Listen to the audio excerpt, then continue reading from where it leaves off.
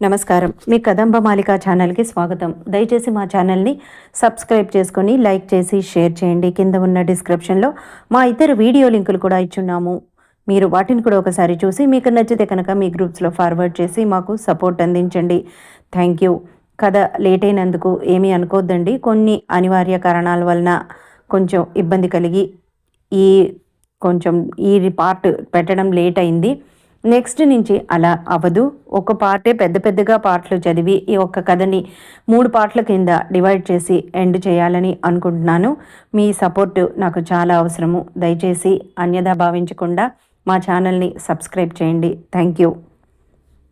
మనం రంగుల కళ అనే కథ చెప్పుకుంటున్నాం కదా, దానిలో నెక్స్ట్ పార్ట్ ఇది. అందరూ ఊరు వెళ్ళటానికి రెడీ అయ్యారు. సరదాగానే ఉన్నారు అందరూను. కానీ పృథ్వీకి మాత్రం అమ్మమ్మ తాత మనసు తెలుసు. వాళ్ళు స్వాతికి మంచి మ్యాచ్ చూస్తున్నారు. కానీ స్వాతిని నేను ఎలా అవాయిడ్ చేయాలి? చేస్తే అసలు ఊరుకుంటుందా? తట్టుకోగలదా? అసలు స్వాతే కాదు, స్వాతి దాకా ఎందుకు, తను తట్టుకోగలడా? తను ఉండగలడా స్వాతిని వదిలి అని అనుకున్నాడు. ఆ రోజు అందరూ మధ్యాహ్నం బయలుదేరుతున్నారు. విష్ణు అందరికీ స్వీట్స్ ఫ్రూట్స్ విడివిడిగా ఎవరి ప్యాకెట్ వాళ్ళకి కట్టించి ఇచ్చాడు. నిర్మలకి కూడా ఇచ్చి చెప్పాడు ఐ లవ్ యూ అని. సిగ్గుపడిపోయింది నిర్మల. నాకు చెప్పవా అన్నాడు నవ్వుతూ చూస్తూ. నవ్వి అతని కాళ్ళకి దండం పెట్టింది. ఏయ్ ఏంటిది అన్నాడు భుజాలు పట్టి లేపుతూ. మీరు చాలా గొప్పవారు. నేను సిటీలో పుట్టి పెరిగాను. నాకు అసలు ఎలాంటి ఆచార సాంప్రదాయాలు తెలియవు. మీకు నేను సూట్ అవుతానా అని నాకు భయమేస్తోంది. మీ ప్రేమని అంగీకరించాలని ఉన్నా మీ అంత గొప్ప మనిషికి నేను తగిన భార్యని అవగలనా అని అనిపిస్తోంది అంది నిర్మల తలంచుకొని. విష్ణు హాయిగా నవ్వేశాడు. నీకు రాకపోతే నేను నేర్పించుకుంటాను, డోంట్ వరీ. అందరికీ అన్నీ రావాలని ఏమీ లేదు. రానివి నేర్చుకోవటం, వచ్చిన వాటిని సమంగా మనం చేసుకుంటూ వెళ్ళిపోవటమే జీవితం అన్నాడు విష్ణు. అతని గొప్పతనానికి నిర్మల చాలా ముగ్ధురాలైంది. మరి డోంట్ వరీ, నాకు కూడా నువ్వు ఫోన్ చేస్తూ ఉండు అని అన్నాడు. అలాగే అని సిగ్గుతో తలూపింది. ఇప్పటికైనా మరి చెప్తావా నాకు ఐ లవ్ యూ అన్నాడు. విష్ణు చేయి పట్టుకొని ఐ టు లవ్ యూ అంది. Thank you very much. తర్వాత మళ్ళీ కలుద్దాంలే మనం అని అన్నాడు. ష్యూర్ అంది. ఇద్దరు ఒకళ్ళని వదిలి ఒకళ్ళు ఉండలేనట్టుగా వాళ్ళు విడివిడిగా ఉన్నా కూడా వాళ్ళ కళ్ళ చూపులు ఇద్దరివి వదల్లేకపోయాయి. నిర్మల చూపులు విష్ణుని వదల్లేక వదిలినాయి. అతనివి కూడా అలానే ఉన్నాయి. అందరూ వెళ్ళలేక వెళ్ళారు. స్వాతి చేరగానే కాల్ చెయ్యి అన్నాడు విష్ణు. అలాగే బావా అని చెప్పింది స్వాతి. అందరూ హైదరాబాద్ వచ్చేశారు. పృథ్వీకి స్వాతిని ఎలా అవాయిడ్ చేయాలో అర్థమవలేదు. అవాయిడ్ చేయలేకపోతే తను నన్ను వదల్లేదు. అంత ప్రేమగా చూసిన అమ్మమ్మ తాతగారు మనసు చాలా బాధపడుతుంది.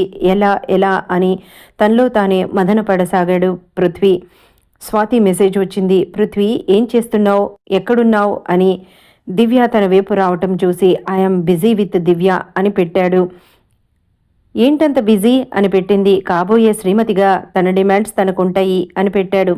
ఇంకా తర్వాత మెసేజ్ రాలేదు స్వాతి నుంచి పృథ్వీకి. సారీ స్వాతి అని అనుకున్నాడు. నాకు తెలుసు నీ మనసు ఎంత బాధపడుతోందో నిరాశపడుతోందో అని.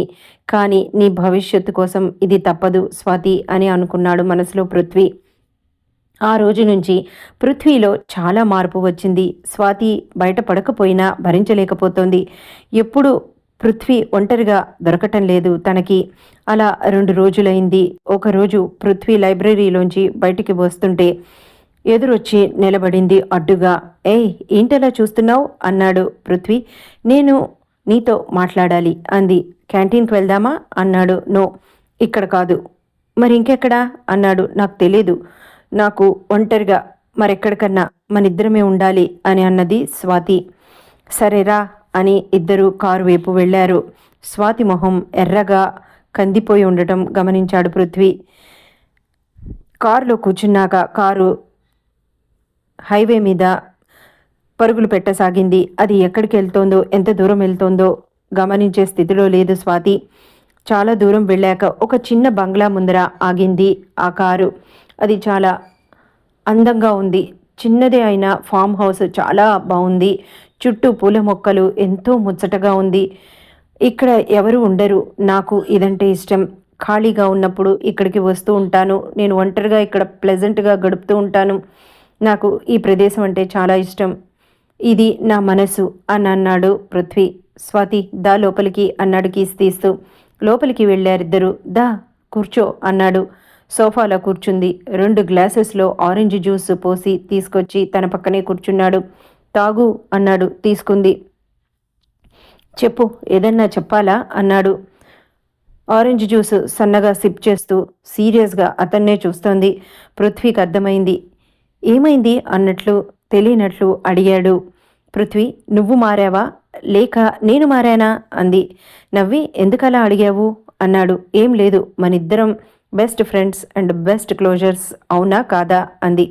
ఎస్ నిజమే అన్నాడు. అయితే నువ్వు 4 డేస్ నుంచి మెసేజెస్ లేవు, ఫోన్ కాల్స్ లేవు, సరైన రిప్లై లేదు నీకు. నేను ఏదన్నా మెసేజ్ చేసినా నేను చేస్తుంటే ఆన్సర్ టు ద పాయింట్ లాగా మాట్లాడి పెట్టేస్తున్నావు. వాట్ హ్యాపెన్ టు యూ అంది. పృథ్వీ ఒక నవ్వు నవ్వి ఓ అదా సారీ, దివ్య ఎదురుగా ఉంది అందుకని కొంచెం అనీజీగా అనిపించింది మాట్లాడటానికి అని అన్నాడు.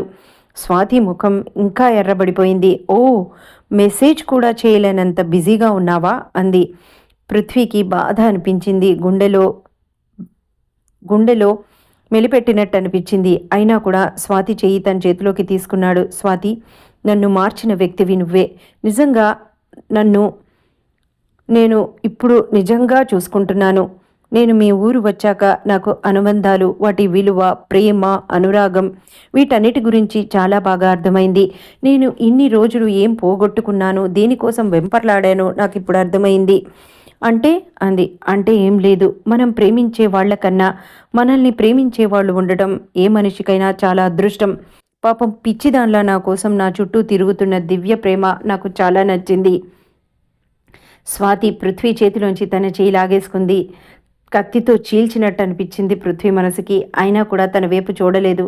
చూస్తే తనకి ఏడుపు వచ్చేస్తుంది. తను బయటపడిపోతాడు. స్వాతి చాలా తెలివిగలది, తన్నిట్టే పట్టేస్తుంది.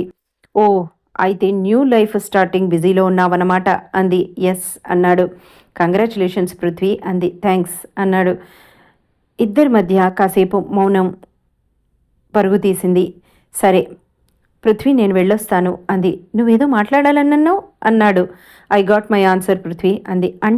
అంటే ఏం లేదు, నేను బిజీగా ఉంటాను, డోంట్ డిస్టర్బ్ అని చెప్పావుగా అంది. స్వాతి నా ఉద్దేశం అలా కాదు, నేను ఎప్పుడు ఆ మాట అనలేదు నీతో అని అన్నాడు. ఐ డోంట్ మైండ్ పృథ్వీ, ఒక్కటి గుర్తుంచుకో, కొత్త బంధాలు ఏర్పరచుకోవటం తప్పు కాదు, అది అందరికీ అవసరం కూడా. కానీ దానికోసం పాత బంధాలని నెగ్లెక్ట్ చేయకు. ఎప్పుడైనా మేము కూడా మీకు పనికొస్తామేమో అంది. స్వాతి ప్లీజ్ అన్నాడు. బాయ్ పృథ్వీ, నేను డ్రాప్ చేస్తాను. వద్దు అంది. పృథ్వీ ఆగిపోయాడు అవాక్కయ్యి. వద్దు పృథ్వీ, నీ అంత బిజీ మ్యాన్ టైము నా కోసం వేస్ట్ చేయకు. ఎప్పుడైనా నీకు అవసరమైతే గుర్తుందా, అవసరం ఏదైనా వచ్చినా నీ ఫ్రెండ్ విన్నావా, నీ ఫ్రెండ్ నీ కోసం తప్పకుండా ఉంటుందని మాత్రం గుర్తుంచుకో, మర్చిపోకు. బాయ్ అని గబగబా నడుచుకుంటూ బయటకు వచ్చేసింది. పృథ్వీ ఆగు అని అరుస్తున్నా కూడా వినకుండా బయటకు వచ్చేసింది స్వాతి. నేను డ్రాప్ చేస్తాను ప్లీజ్ అంటూ తన వెంటే నడవసాగాడు. అక్కర్లేదు పృథ్వీ, నేను వెళ్ళగలను, నాకు ఇంకా మైండ్ కళ్ళు అన్నీ బాగానే పనిచేస్తున్నాయి. అయినా నేను నీలాగా బిజీ కాదులే, కాస్త ఖాళీగానే ఉన్నాను. ఆటో అంది అక్కడ ఎదురుగా వెళ్తుంటే. పృథ్వీ దగ్గరకు వచ్చేశాడు. ప్లీజ్ స్వాతి ప్లీజ్ అని చేయి పట్టుకోబోయాడు. ఆటో ఎక్కి కూర్చుంది. బాయ్ అని ఆటో అబ్బాయిని ఇంకా వెళ్ళు అనంది. ఆ అబ్బాయి గబగబా ఆటో బయలుదేరిపోయింది. కళ్ళల్లో నీళ్లు ఇద్దరికీ బయటికి వచ్చాయి. ఆటో వెళ్ళిపోయింది. స్వాతి ఐఎమ్ రియల్లీ సారీ, నీ మనసు నాదే అని నాకు తెలుసు. అయినా కూడా మనిద్దరం ఎప్పుడు ఒకళ్ళకొకళ్ళం బయటపడలేదు. నీ మనసు నాది అని నాకు ఎప్పుడో తెలుసు. కానీ నీకే ఒక విషయం తెలీదు, నా మనసు నా చివరి శ్వాస వరకు నీదేనని. అది నీకు తెలిసేట్టు నేను ఎప్పుడు బయటపడలేదు. బయటపడాలని ఇప్పుడు ఉన్నా కూడా బయటపడలేని పరిస్థితి నాకు ఎదురైంది స్వాతి. ఐఎమ్ రియల్లీ సారీ అని అక్కడే నుంచొని ఏడ్చేశాడు పృథ్వీ. ఆ తర్వాత ఆటోలో కూర్చున్న స్వాతి చాలా బాధగా ఇలా అనుకుంది. ఏంటి పృథ్వీ దివ్యను పెళ్లి చేసుకుంటున్నాడా? నో, నా మనసు ఫస్ట్ ఈ విషయానికి ఎందుకు అంతలా ఆలోచించలేదు. అవును కదా, వాళ్ళిద్దరూ ఫ్యామిలీ ఫ్రెండ్స్. అయినా ఇడియట్ అలా చెప్పేశాడేంటి? మేమిద్దరం చాలా బెస్ట్ ఫ్రెండ్స్ కదా, క్లోజర్స్ కదా, అంత గట్టిగా ఘాటుగా ఎలా తుంచేశాడు నా ప్రేమని అని అనుకుంది మనసులో. ఆ తర్వాత అలా బాధపడుతూనే ఆటో ఎటెళ్తోందో కూడా చూసుకోలేదు స్వాతి. కొంచెం దూరం వెళ్ళాక అడిగాడు ఆటో అబ్బాయి, అమ్మా ఎక్కడ దించాలి మిమ్మల్ని అని. ట్యాంక్ బండి దగ్గర అంది. అక్కడ దిగి ఆటో అబ్బాయికి డబ్బులు ఇచ్చేసి చిల్లర కూడా తీసుకోకుండా వెళ్ళి ఒక బెంచ్ మీద కూర్చుంది. ఆటోవాడు అయోమయంగా చూసి ముందరకెళ్ళిపోయాడు. తన ఫోను మోగుతున్నా ఎత్తలేదు. అలా రాత్రి 10 అయింది. నిమ్మికి కంగారు అనిపించింది. చక్రికి చేసింది. తెలీదు నిర్మల అని చెప్పాడు చక్రవర్తి. వాణికి కూడా చేసింది, పావనికి చేసింది, చివరికి పృథ్వీకి చేసింది. హలో అన్నాడు పృథ్వీ. స్వాతి నీ దగ్గరికి వచ్చిందా అంది. అద్దిరిపడ్డాడు పృథ్వీ. టైం 12 అవుతోంది. ఏం మాట్లాడుతున్నావు? స్వాతి ఇంకా రాలేదా అన్నాడు. ఇంకా హాస్టల్కి రాలేదు పృథ్వీ. ఫోన్ చేస్తుంటే ఎత్తటం లేదు. ఎక్కడుందో అసలు నాకు తెలియటం లేదు. గాబరాగా అనిపిస్తోంది. విష్ణుకు చేయనా అంది. వద్దు వద్దు నేను చూస్తాను అని అనుకుని కారులో బయలుదేరాడు పృథ్వీ. స్వాతి బాధపడుతున్నావా? ఎక్కడున్నావే పిచ్చిదానా? నిన్ను వదిలి నేను మాత్రం బ్రతకగలనా? చచ్చిపోతా నేను నీకేదన్నా అయితే అని అతను మనసులో అనుకుంటూ కార్ని పరుగులు తీయించాడు. స్వాతి నీకేదన్నా అయితే నా ప్రాణం అసలు ఉండదు భూమి మీద. నీకు అర్థం అవటం లేదు. స్వాతి వేర్ ఆర్ యూ అని కారు డ్రైవ్ చేస్తూనే స్వాతికి ఫోన్ రింగ్ చేయసాగాడు. ఎన్నిసార్లు ఫోన్ చేసినా కూడా ఎత్తట్లేదు. కమాన్ పికప్ ద ఫోన్ స్వాతి అని ఆ స్టీరింగ్ మీద గుద్దుతూ 2-3 సార్లు అనుకున్నాడు. అయినా కూడా లాభం లేకపోయింది. స్వాతి 12:30 అయ్యేటప్పటికి ఇంటికి హాస్టల్కి వచ్చింది. ఏమైందే? ఎక్కడికి వెళ్ళావే అంది నిమ్మి కౌగిలించుకొని కంగారుగా. నా మనసు బాగోలేదు, అందుకని కాసేపు నేను ఒంటరిగా కూర్చొని వచ్చాను. ఏమైంది అంది. ఏమీ లేదు. ఎక్కడికి వెళ్ళావో నాకు తెలియక చాలా కంగారు అనిపించింది స్వాతి. ఫోను కూడా ఎన్నిసార్లు చేశానో చూసావా? అసలు ఫోన్ కాల్ ఎత్తనే లేదు నువ్వు అని అంది. అప్పుడు స్వాతి ఫోన్ చూసుకుంది. 44 మిస్డ్ కాల్స్ పృథ్వీ దగ్గర నుంచే ఉన్నాయి. 32 మిగతా వాళ్ళందరి దగ్గర నుంచి ఉన్నాయి. కేర్లెస్గా ఫోన్ని పక్కన పడేసింది. నేను ఫ్రెష్ అయ్యి వస్తాను అని చెప్పి బాత్రూంలోకి వెళ్ళిపోయింది.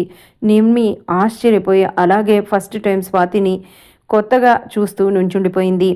స్వాతి ఇడియట్ ఎక్కడున్నావు? టైం ఎంతైందో తెలుసా అని అనుకుంటున్నాడు పృథ్వీ.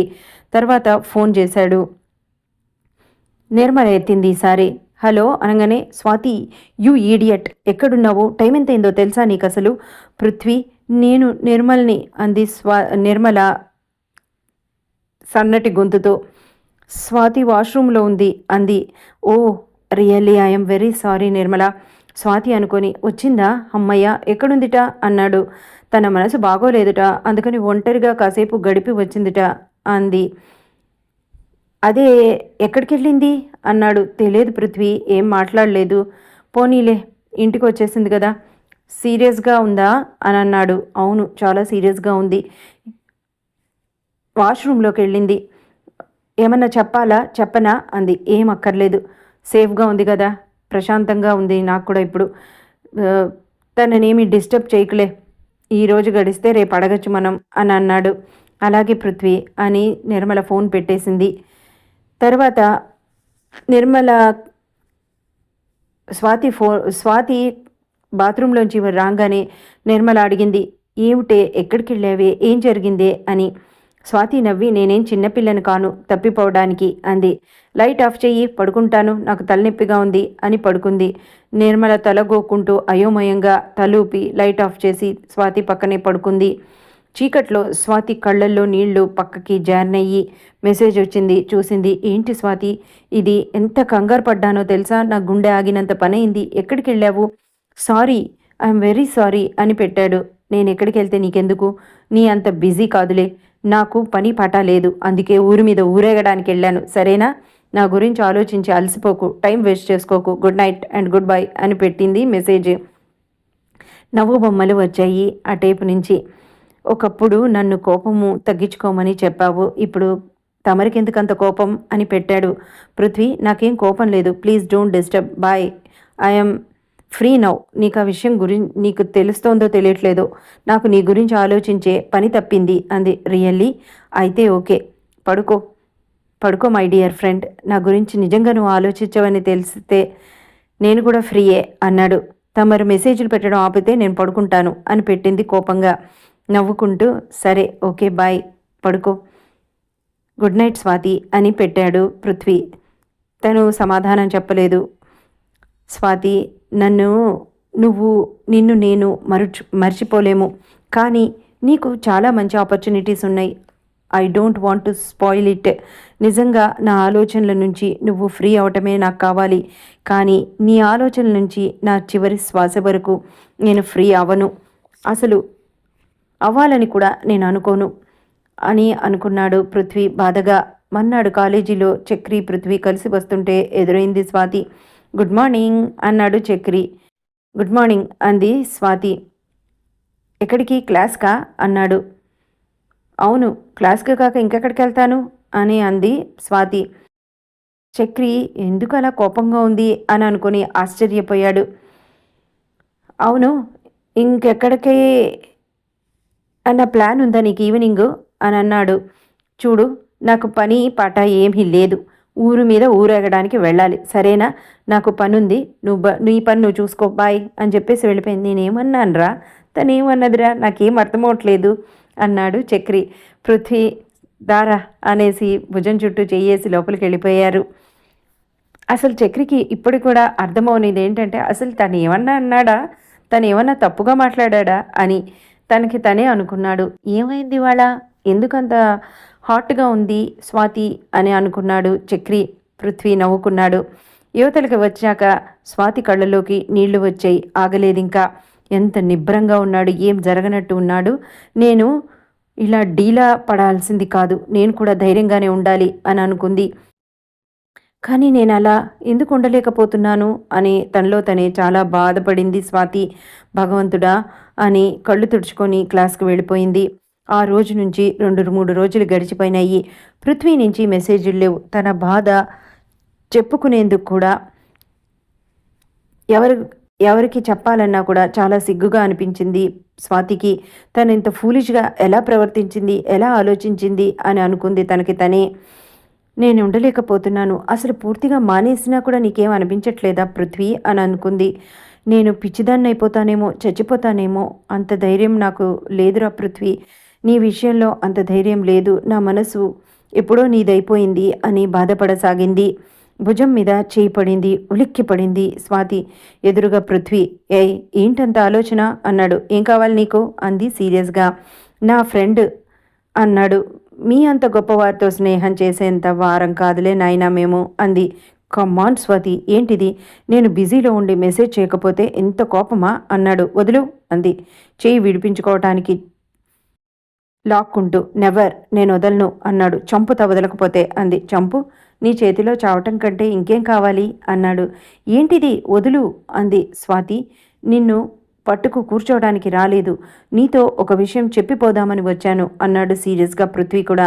ఓ, అయితే నా కోసం మీరు రాలేదన్నమాట.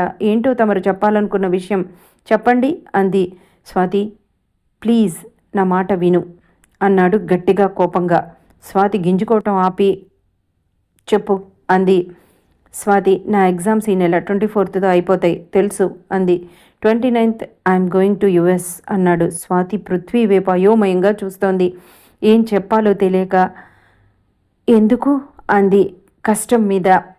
డాడ్ బిజినెస్ ఎక్స్పాన్షన్ చేస్తున్నారు, ఆ విషయం నీకు తెలిసిందే కదా. మాకు యుఎస్లో ఉన్న బ్రాంచ్కి చికాగోలో ఇంకోటి ఓపెన్ చేస్తున్నాము. అయితే దానికోసం నేను అక్కడికి వెళ్ళాలి. I will come after 8 to 9 months అని అన్నాడు.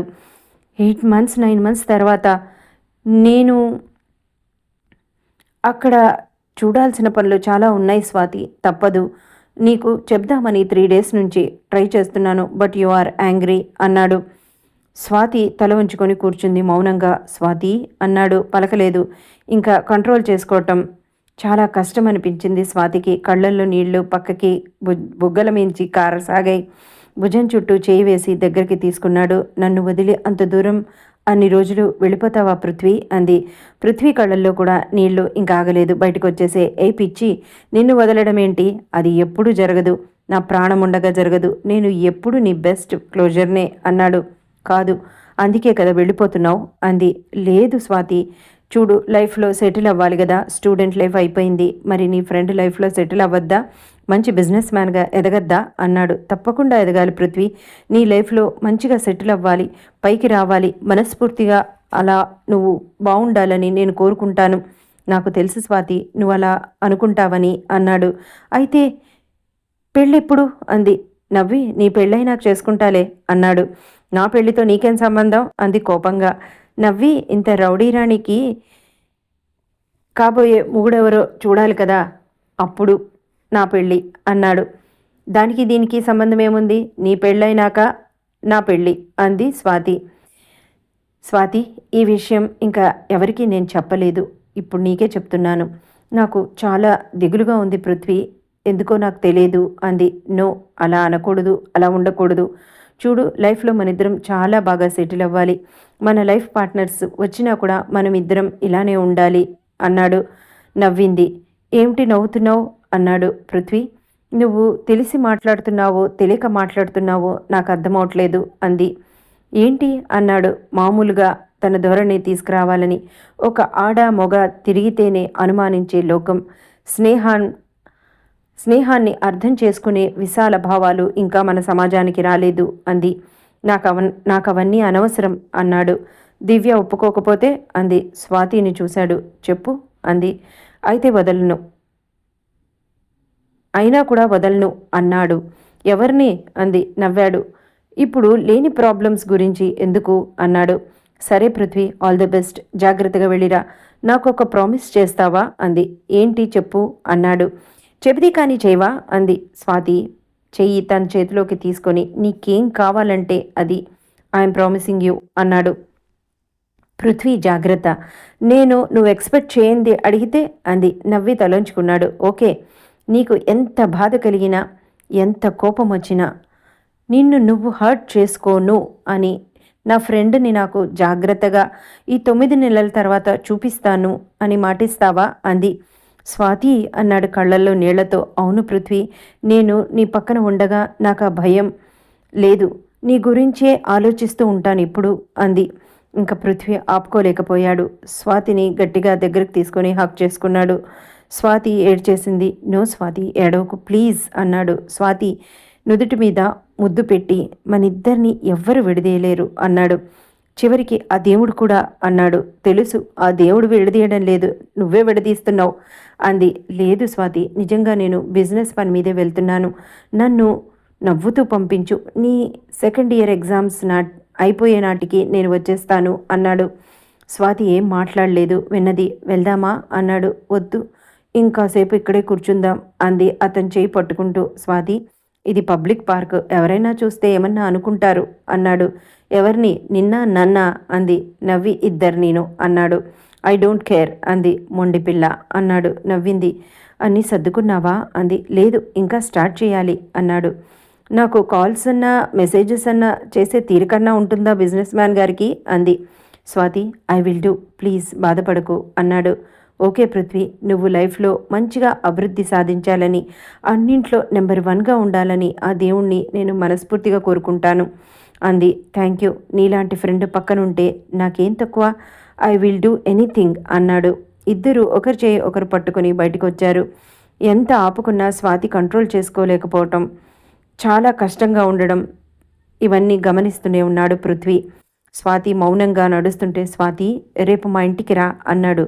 ఎందుకు అంది. నాతో స్పెండ్ చేయొచ్చు, నేను లగేజ్ ప్యాక్ చేసుకుంటాను, హెల్ప్ చేయొచ్చు అన్నాడు. పృథ్వీ, మీ ఇంట్లో వాళ్ళు ఏమన్నా అనుకుంటారేమో అంది. వాళ్ళకి ఇవన్నీ పట్టవు, అసలు నా రూమ్ వైపు ఎవరు రారు అన్నాడు. ఓకే అంది. తర్వాత తనని హాస్టల్ దగ్గర దింపేసి తను ఇంటికి వెళ్ళిపోయాడు. ఇదండి ఇప్పటిదాకా జరిగింది. ఆ తర్వాత పృథ్వీ వాళ్ళ ఇంటికి స్వాతి వస్తుందా, వాళ్ళిద్దరి మధ్య ఏం జరుగుతుంది అనేది నెక్స్ట్ ఎపిసోడ్లో తెలుసుకుందాం. అప్పటి వరకు మా ఛానల్ని సబ్స్క్రైబ్ చేసుకొని లైక్ చేసి షేర్ చేయండి. Thank you.